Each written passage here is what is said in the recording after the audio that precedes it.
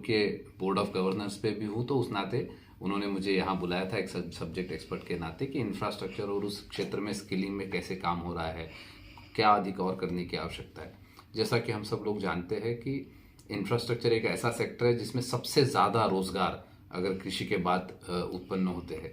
जगह जगह पे किसी भी प्रकार का कंस्ट्रक्शन हो, वो चाहे सड़क का निर्माण हो, चाहे बिल्डिंग बन रही हो, चाहे एयरपोर्ट्स बन रहे हो, चाहे पानी के लिए पाइपलाइन या इरिगेशन के लिए डैम बन रहे हो, कैनल बन रहे हो, सब में इंफ्रास्ट्रक्चर कंस्ट्रक्शन होता है। या चाहे टेलीकॉम के लिए टावर्स बन रहे हो, इलेक्ट्रिकल ट्रांसमिशन लाइंस बन रहे हो, पावर ट्रांसमिशन लाइंस बन रहे हो, उन सब में बहुत ज़्यादा कंस्ट्रक्शन का काम होता है और उसमें बहुत रोज़गार उत्पन्न होते हैं। लेकिन उस रोज़गार के लिए आवश्यक जिस प्रकार की स्किल की आवश्यकता है, उस प्रकार के स्किल देकर हमारे देश के युवाओं को एम्प्लॉयबल बनाने का कार्य बहुत बड़ी मात्रा में हो सकता है।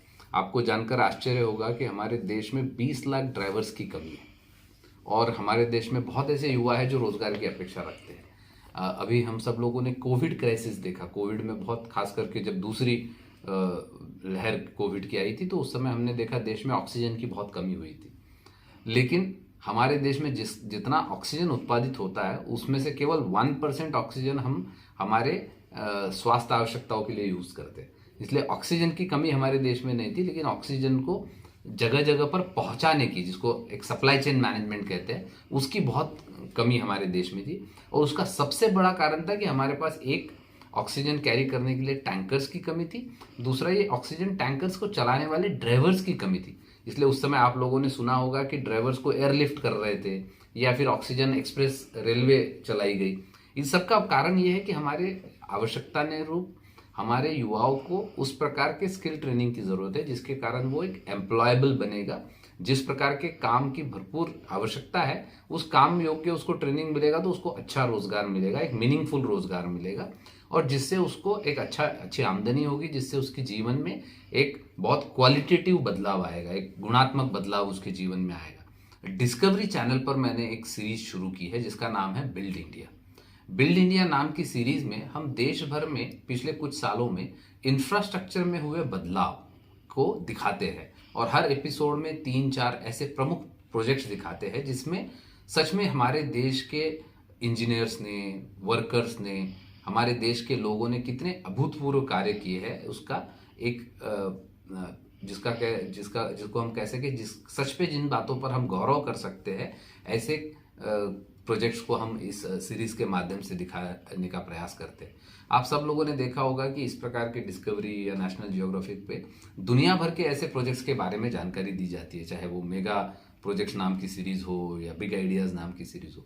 लेकिन भारत में इतना बदलाव हो सकता है, ये शायद ही लोगों को पता होगा। जैसे मैं आपको अगर बताऊंगा कि हमने पहले एपिसोड में दिखाया कि कैसे जम्मू कश्मीर में श्रीनगर से लेह जाने वाले रास्ते पर 13 किलोमीटर की एक टनल बन रही है।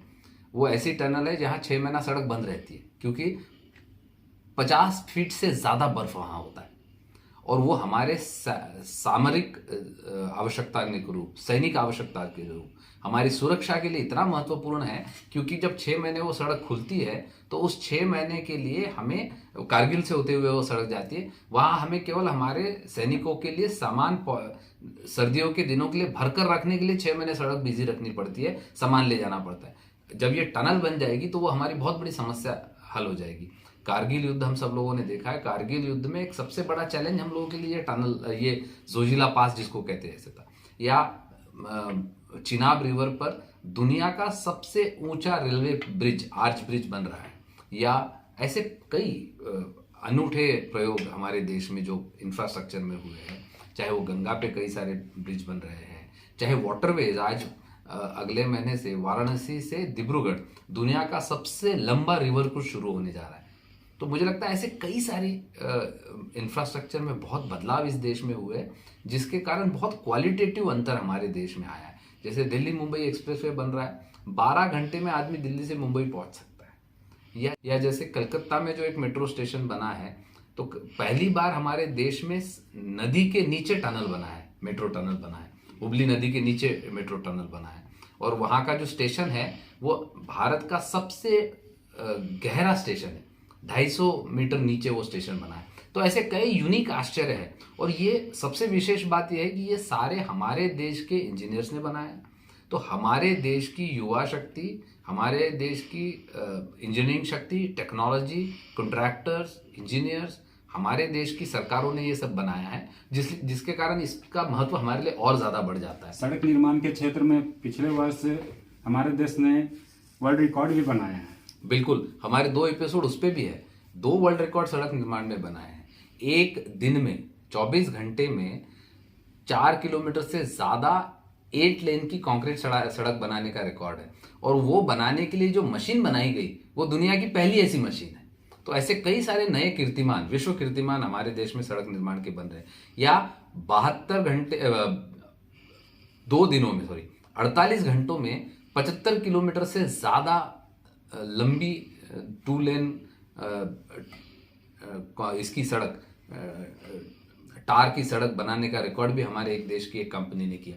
तो ऐसे नहीं, आज वो रिकॉर्ड, अब तक 25 किलोमीटर सड़क का रिकॉर्ड कतार देश के पास था, लेकिन 75 किलोमीटर सड़क बनाने के कारण वो रिकॉर्ड अब भारत के पास आया है। तो ऐसे नए विश्व कीर्तिमान हमारे देश में हमारे इंजीनियर्स, हमारे कॉन्ट्रैक्टर्स, हमारे सरकारी एजेंसीज बना रहे हैं, जो हमारे लिए सच में बहुत गौरवपूर्ण बात है। और मुझे लगता है कि ये बिल्ड इंडिया के माध्यम से हम लोगों के सामने लाने की कोशिश कर रहे हैं और सही मायने में नए इंडिया की नींव इस इंफ्रास्ट्रक्चर डेवलपमेंट जो हम बिल्ड इंडिया से दिखा रहे हैं उसके माध्यम से आ रहा है। हर गुरुवार को शाम को 7 बजे डिस्कवरी चैनल पर यह सीरीज आती है बिल्ड इंडिया नाम से। मेरा आप सब लोगों से अनुरोध है कि आप ये ज़रूर देखें और इसमें सच में ऐसे प्रोजेक्ट्स हैं जिसमें सच में आपको गौरव महसूस होगा, हमारे देश के प्रति अभिमान महसूस होगा। हर गुरुवार शाम को 7 बजे और हर रविवार सुबह 11 बजे रिपीट वो एपिसोड होता है। आप सब लोग देखें, उसका फीडबैक ज़रूर दें और अपने सब मित्रों से, दोस्तों से इसकी जानकारी दें और आप सब लोग ज़रूर देखें। बहुत बहुत धन्यवाद।